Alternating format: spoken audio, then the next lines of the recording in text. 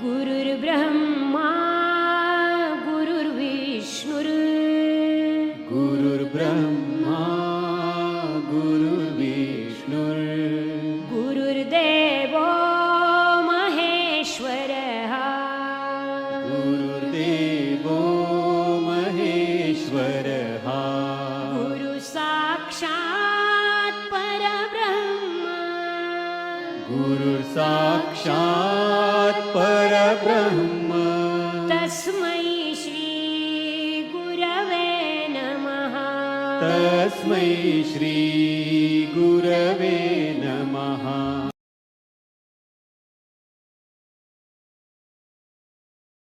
प्रेम से बोलो श्री कृष्ण भगवान की जय। मित्रों, भक्तों, मैं आचार्य श्री राजेंद्र कुमार सूर्यवंशी भगवान श्री कृष्ण जी की चरणों की धूल उनका शिष्य। मित्रों, गरुड़ पुराण का यहाँ पर प्रसाद आप तक वितरण कर रहे हैं, लेना मत भूलिएगा। तो शुरू करते हैं आज का धारावाहिक गरुड़ पुराण। तो प्रेम से बोलो ओम नमो शिवाय। कर्मों का वर्गीकरण। मित्रों, मैं एक लाइन आपको यादगार के लिए बतला देता हूं कि पिछले धारावाहिक में एक श्लोक आया था, बहुत ही महत्वपूर्ण श्लोक था। अवश्यमेव भोक्तव्यः कृतमः कर्मः शुभाशुभं नाबुकन्तः छिक्ष्यते कर्म कल्पकोटि सहस्त्रपि। इस तरह अपनी करनी का फल स्वयं आपको भोगना है, यही नैसर्गिक न्याय भी है। यानी कि जत करे कर्म वत फल पावे, जत करे मत फल पावे। मित्र, पिछले अध्याय में हमने यहाँ तक आपको अवगत कराया था। प्रारंभ कर रहे हैं आज का धारावाहिक गरुड़ पुराण।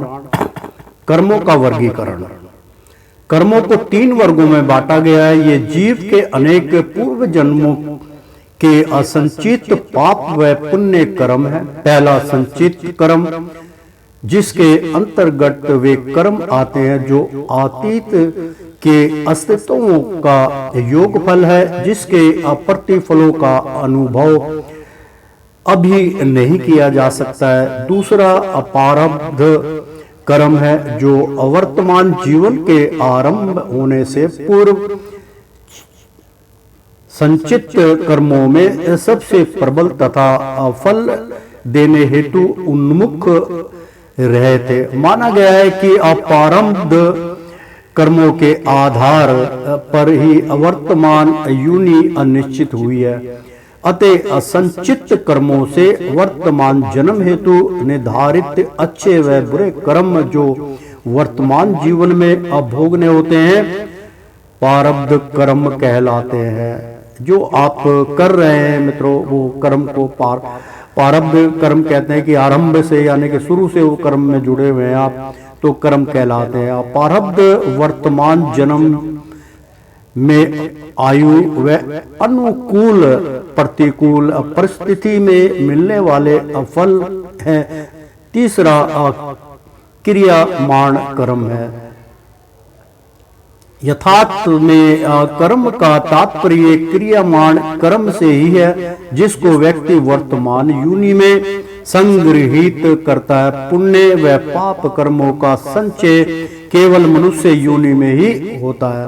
पशु पक्षी योनियां तो केवल अभोग योनियां है। क्रियामाण कर्म ही अपुरुषार्थ है, अतः मनुष्य को केवल कर्म में ध्यान देना चाहिए। इस प्रकार आने वाला जीवन असत्व संचित तथा क्रियमाण के सम्मिलित कर्मों में अत्यंत प्रबल कर्म द्वारा निर्धारित होता है। स्वामी राम सुखदास जी ने इसका वर्णन इन शब्दों में किया है। क्रियमाण कर्म दो तरह के होते हैं, शुभ और अशुभ। जो कर्म शास्त्र अनुसार विधि विधान से किए जाते हैं वे शुभ कर्म कहलाते हैं, और काम क्रोध लोभ आसक्ति आदि को लेकर जो शास्त्र निषिद्ध कर्म किए जाते हैं वे अशुभ कर्म कहलाते हैं। शुभ अथवा अशुभ प्रत्येक क्रियमाण कर्म का एक तो फल अंश बनता है और एक संस्कार अंश, ये दोनों भिन्न भिन्न है। क्रियमाण कर्म के फल अंश के दो भेद हैं, दृष्ट और अदृष्ट। इसमें से दृष्ट के भी दो भेद होते हैं, तत्कालिक और कालांतरिक।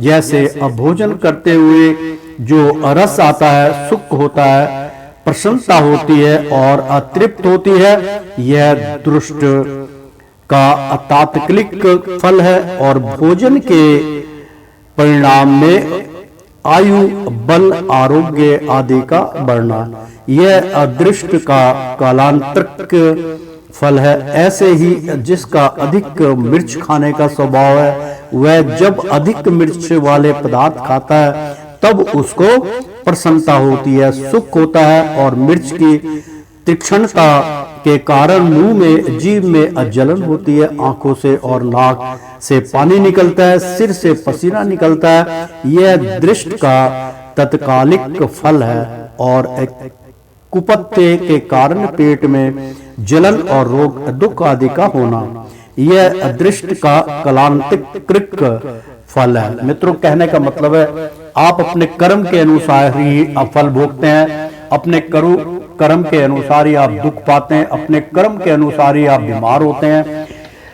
तो मैंने कहा जप्त करे मत फल पावे। मित्रों, इसी प्रकार से शास्त्र का भी उल्लेख है कि मिर्च, आपने उदाहरण दिया कि अगर आपने तेज मिर्च खाई, क्योंकि हमें भी याद आते हैं, हम मिर्च खा लेते हैं तो फिर बहुत तेज मतलब लगती है, तीत, यानी कि यूपी भाषा में मान लीजिए तीता बोल देते हैं, तेज बोल देते हैं, आग की तरह वो होती है। स्वाद में थोड़ा सा अंतर हो जाता है, सूसू करते हैं और सर में पसीना, और काफी फिर पानी पिएंगे, फिर ये करेंगे, तो मतलब वो जो कष्ट भोगा जाता है उसके प्रति, तो वो तो हमने खुद किया है ना। लिमिट से अगर हम खाते तो हमें कोई दिक्कत नहीं था। तो यह दृष्ट देख के भी जो कार्य किया जाता है तात्कालिक उसका फल मिलता है। और अब कुपत्थे के कारण पेट में जलन और रोग, मतलब जो आपने कुकर्म किया है, जो आपने कुपत्थे जिसकी वजह से कुपथ किया गया है, आप पेट के अंदर जलन और रोग दुख आदि का होना, यह अदृष्ट का कालांतरिक फल है। इसी प्रकार अदृष्ट के दो भेद होते हैं, लौकिक और पारलौकिक।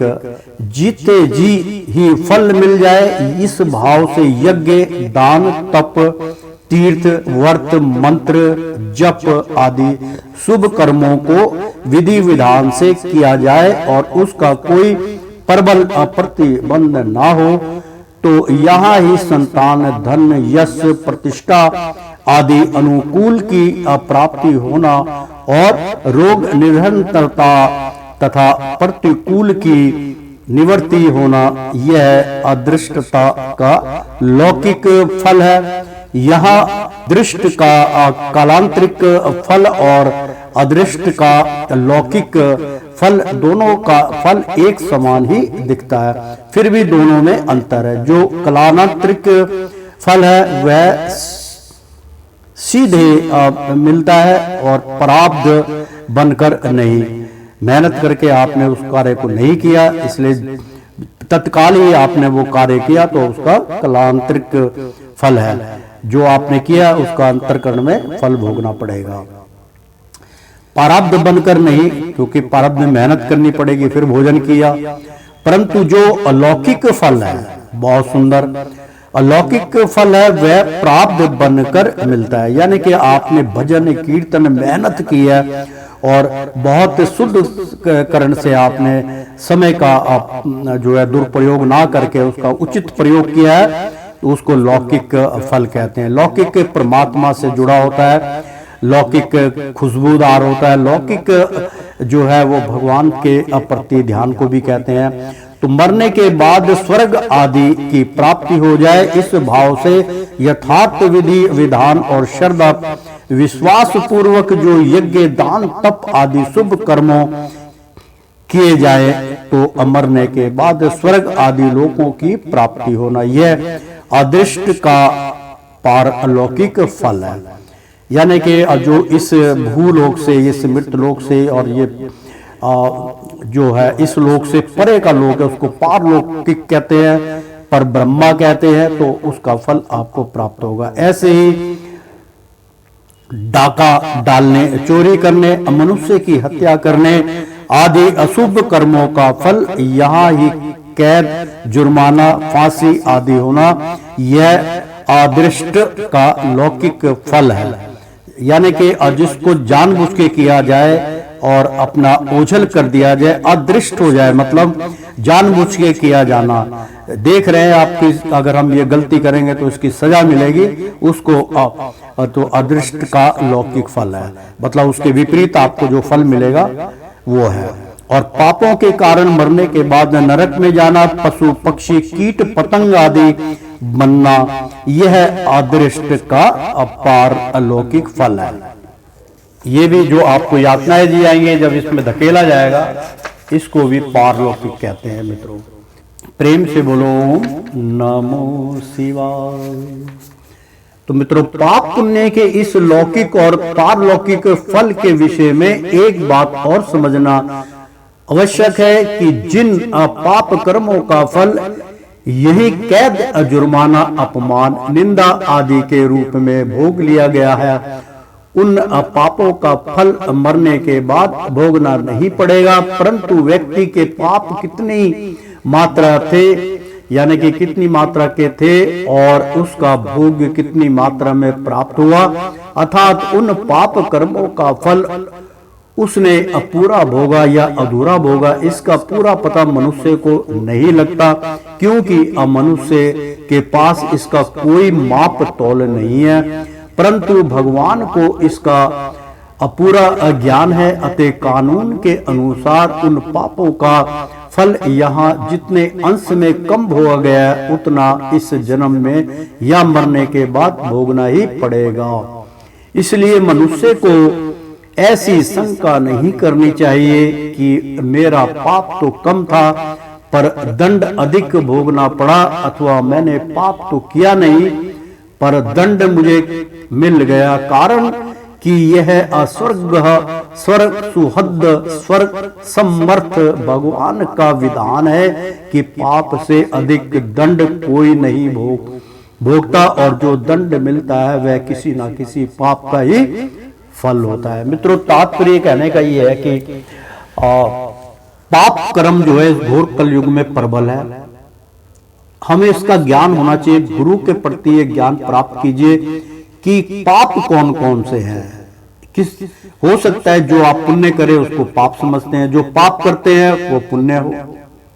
इसके पीछे बहुत से तरह के, तो आप अपने कृपा करके अपने आचार्य से, अपने गुरु से, अपने जो भी आपके संपर्क में महापुरुष हैं उनसे ये सवाल कर सकते हैं कि पाप की कौन कौन सी घटनाएं होती, कौन सी दृष्टि होती है, क्या क्या होता है पाप का, वो आपको उसका फल स्वरूप बतलाएंगे। क्योंकि जब तक पाप पुण्य का ज्ञान नहीं होगा आपका सब कार्यक्रम मिथ्या चला जाता है।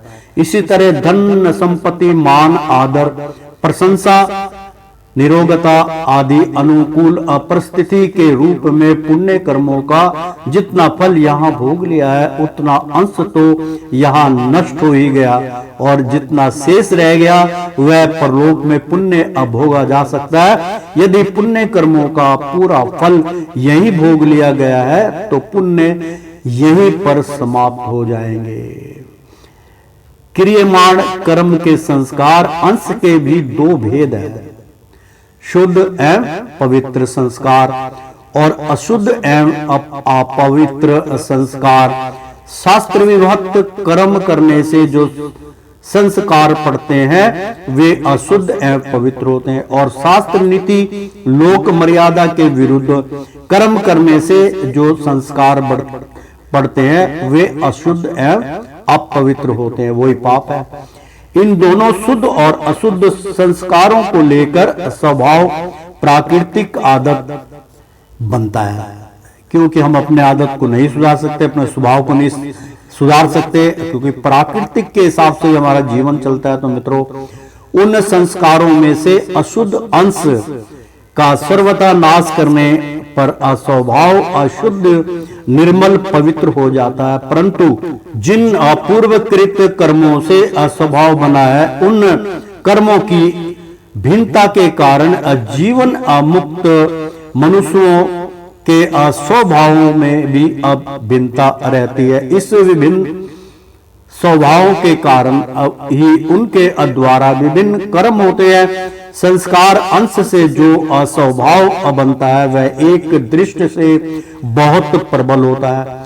स्वभाव मूर्धनी वर्तते, यानी कि स्वभाव मूर्धनी वर्तते, अर्थात मतलब अतः उसे मिटाया नहीं जा सकता है। इसलिए भगवान ने अर्जुन से कहा है कि हे जिस कर्म को तू मोहवश नहीं करना चाहता उसको भी अपने स्वाभाविक कर्म से बंधा हुआ पर वश होकर करेगा। गीता 18 और 60वें अध्याय में इसका वर्णन किया गया। प्रारब्ध व अपुरुषार्थ, बहुत सुंदर मित्रों। अब इसमें विचार करने की एक बात है कि एक ओर तो स्वभाव की महान अप्रबलता है जिसे कोई छोड़ ही नहीं सकता। मित्रों, इसकी व्याख्या हम बार बार करते हैं कि अपने स्वभाव को बदलना चाहिए, छोड़ना चाहिए। और दूसरी ओर मनुष्य जन्म में उद्यम की महान अप्रबलता है कि मनुष्य सब कुछ करने में स्वतंत्र है। अतः इन दोनों में किसकी विजय होगी और किसकी पराजय होगी कहा नहीं जा सकता, क्योंकि अपनी अपनी जगह दोनों ही प्रबल है। स्वभाव में जो अशुद्ध अंश राग द्वेष है उसको मिटाने की असमर्थ्य भगवान ने मनुष्य को दी है। अतः जिन दोषों से मनुष्य का स्वभाव अशुद्ध बना है उन दोषों को मिटाकर मनुष्य स्वतंत्रता पूर्वक अपने स्वभाव को शुद्ध बना सकता है। मनुष्य चाहे तो कर्म योग की दृष्टि से अपने प्रयत्नों से राग द्वेष को मिटाकर स्वभाव को शुद्ध बना ले, या भक्ति योग की दृष्टि से सर्वथा भगवान की शरण जाकर अपना स्वभाव अशुद्ध बना ले। गीता 18वें और 62वें अध्याय में इसका तात्पर्य यह हुआ कि शुद्ध स्वभाव को रखने में प्रकृति की प्रबलता और अशुद्ध स्वभाव को मिटाने में मनुष्य की स्वतंत्रता है। जिन लोगों ने अपना स्वभाव परम शुद्ध बना लिया है उनके कर्म भी सर्वदा शुद्ध होते हैं। प्रेम से बोलो ओम नमो शिवाय। मित्रों, बहुत सुंदर यहाँ पर पाठ्यक्रम चल रहा है। मित्रों, गरुड़ पुराण का प्रसाद आप तक पहुंचा रहे हैं। मित्रों, जीव का असत्य के साथ संबंध जोड़ने का स्वभाव अनादि काल से बना हुआ है। मित्रों, अनादि काल का मतलब है कि जब से इस संसार का चालन पालन हुआ तब से स्वभाव के ऊपर सारा ये जड़ित है। तो इसमें स्पष्ट किया गया है कि जीव का असत्य के साथ, यानी कि असत्य से बहुत दूर असत्य से जुड़ा हुआ। जैसे कि मीट मांस का प्रयोग नहीं करना चाहिए, वो असत्य हो गया, और जो सत्य है तो वेजिटेरियन खाइए। तो जीव का असत्य के साथ संबंध जोड़ने का स्वभाव अनादि काल से बना हुआ है। इसके कारण वह जन्म मरण के चक्र में पड़ा हुआ है। स्वभाव को नहीं बदलेगा, जीवन मृत्यु में बार बार आना पड़ेगा और बार बार उच्च व भिन्न योनियों में जाता है, उस स्वभाव को मनुष्य शुद्ध कर सकता है। जब मनुष्य अहंकार का आश्रय छोड़कर सर्वथा भगवान की शरण में जाता है, तब उसका स्वभाव शुद्ध हो जाता है। स्वभाव शुद्ध होने से फिर वह स्वभाववश कर्म करते हुए अभी दोषी और पापी नहीं बनता। गीता में स्पष्ट कहा गया मित्रों की 18 और 47वें अध्याय में सर्वदा भगवान की शरण में होने के बाद भक्त की प्रकृति के साथ कोई संबंध नहीं रहता। बहुत सुंदर मित्रों कि सर्वदा मतलब सदा के लिए भगवान की शरण में होने के बाद भक्त की प्रकृति के साथ कोई संबंध नहीं रहता। जिसने भगवान की शरण पकड़ ली, भगवान का ही गुणगान करता है, उसका संग कभी नहीं छूटता। फिर भक्त के जीवन में भगवान का स्वभाव काम करता है। भगवान समस्त प्राणियों के सुहृद हैं, उन्हीं के लिए परमात्मा उनके अच्छा कर्मों का सद्बुद्धि देते हैं, तो सुहृद हैं भगवान। सुहृद सर्वभूतानाम, बहुत सुंदर यहाँ पर श्लोक है मित्रों। सुहृद यानी कि जो शुभ है, शुद्ध है, तो सुहृद सर्वभूतानम। गीता 5 और 29 तो भक्त भी अर्थात भक्त भी समस्त प्राणियों का सुहृद हो जाता है। सुहृद स्वर देहि नाम श्रीमद् भागवत 3 और 25वें और 21वें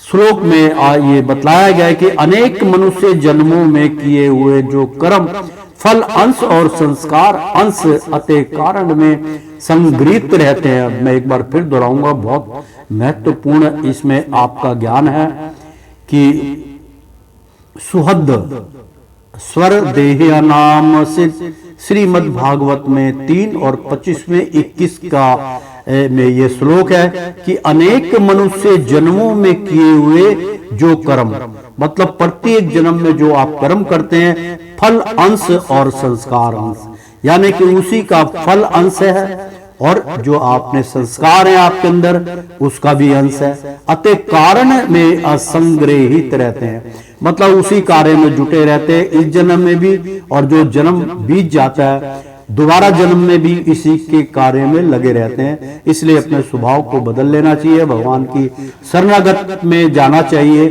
वे असंचित कर्म कहलाते हैं। इसमें फल अंश से तो प्रारब्ध बनता है और संस्कार अंश से सपूर्ण दीप्त होती रहती है, यानी कि बहुत सुंदर है। इनमें फल अंश तो प्रारब्ध बनता है, यानी कि जो फल आपको प्राप्त होगा उसके जो अंश हैं वो प्रारब्ध से ही भगवान के प्रति या जो भी आप पूजा पाठ करते हैं जो आपका प्रारब्ध है उससे अंश जो बनता है। और संस्कार जो आपके अच्छे संस्कार हैं कि आप प्रातः काल उठते हैं, सवेरे शाम को उठते हैं, भगवान की शरणागत में जाते हैं, भगवान का पाठ करते हैं, जोत जलाते हैं और सबको प्रणाम करते हैं। सुबह राम राम बोला जाता है, जय श्री कृष्ण बोलते हैं, जो भी आपके मन में हो इसी को संस्कार बोलते हैं। इसको और इस संस्कार के इसको भी अंश से सपूर्णा, यानी कि अंश से इसको जोड़ा गया है, सपूर्णा होता है, दीप्त होती है,